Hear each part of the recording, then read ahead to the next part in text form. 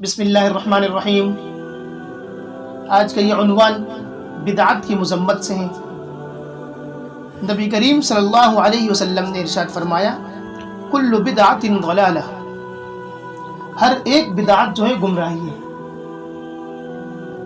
البتہ حدیث کے اس مفہوم سے یہ بات واضح ہو رہی ہے کہ دین میں کسی چیز کو اپنے طرف سے بڑھا لینا بدعت کہلاتا ہے۔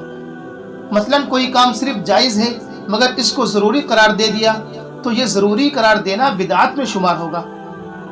یا جیسے کوئی بات مسنون ہے مگر اس میں کسی خاص وقت یا خاص جگہ کی قید بڑھا لینا بھی بدعت ہوگا۔ یا کوئی کام جائز یا ضروری ہے مگر اس کی ادائیگی کا خاص طریقہ اپنے طرف سے مقرر کر کے اس کی پابندی کرانا بھی بدعت میں آ جائے گا۔ اس لیے دین میں صرف وہی طرز عمل اختیار کیا جائے گا جو حضور صلی اللہ علیہ وسلم نے اختیار کیا، اور آپ صلی اللہ علیہ وسلم کی قول و عمل کا وہی تشریح قابل قبول ہوگی جو آپ صلی اللہ علیہ وسلم کی تربیت کردہ صحابہ کرام رضی اللہ تعالی عنہم اور ان کے شاگرد تابعین عظام رحمہ اللہ سے معلوم ہو چکی ہے۔ اس کے علاوہ باقی ہر ایسے کام سے بچنا چاہیے جیسے آج کل دینی حیثیت دے کر عمل میں لایا جاتا ہے۔ ہر مسلمان کے لیے ضروری ہے، ہاں اگر وہ حیثیت دینی مقاصد کے حصول کے لیے ذریعہ ہے مگر اس کو دین کا حصہ نہیں سمجھا جاتا اور اس کی حیثیت میں کچھ فرق نہیں پڑتا تو اس کی ممانعت نہیں اور اسے بدعت نہیں کہا جائے گا۔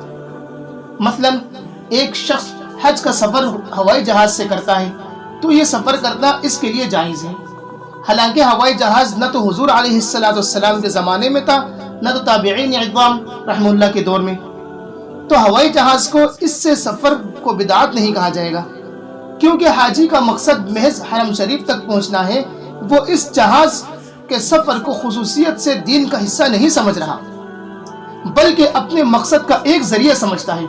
چنانچہ اگر ضرورت پڑے تو وہ اپنے جہاز سے یا کسی اور کے ذریعے سے سفر کرے گا۔ الغرض ان آلات کے وہ ذریعے کو استعمال کرنے میں ان کے ثواب کا کوئی تصور شامل نہیں ہوتا، اس لیے یہ بدعت نہیں۔ اور اسی طرح حضور صلی اللہ علیہ وسلم نے جو بدعت سے بچنے کی تاکید فرمائی ہے اس کو سامنے رکھ کر ہمیں اپنے دینی اعمال کا جائزہ لیتے رہنا چاہیے، ورنہ حدیث شریف میں آیا ہے کہ قیامت کے دن بدعتوں کو حضور صلی اللہ علیہ وسلم اپنے پاس سے دھتکار دیں گے۔ اللہ اکبر۔ اللہ تعالیٰ محفوظ رکھے ایسے بدعت جیسے گناہوں سے۔ پھر بدعت ایسا گناہ ہے کہ جس سے توبے کی توفیق بھی نہیں ہوتی، کیونکہ اس کو تو کرنے والا اپنے دل میں ثواب سمجھتا ہے حالانکہ وہ غلطی ہے اور گناہ ہے۔ اسی طرح اگر حضور صلی اللہ علیہ وسلم اس کی تائید نہ فرماتے تو معلوم کتنی چیزیں آج 1400 سال گزرنے تک دین میں بطور عبادت کے شامل ہو چکے ہوتے اور رسم و رواج میں دین کی اصلی شکل چک چکی ہوتی۔ اللہ اکبر۔ اللہ تعالی ہم سب کو بدعت جیسے خرافات سے اور ان کی گناہوں سے بچنے کی توفیق عطا فرمائے۔ وما علینا الا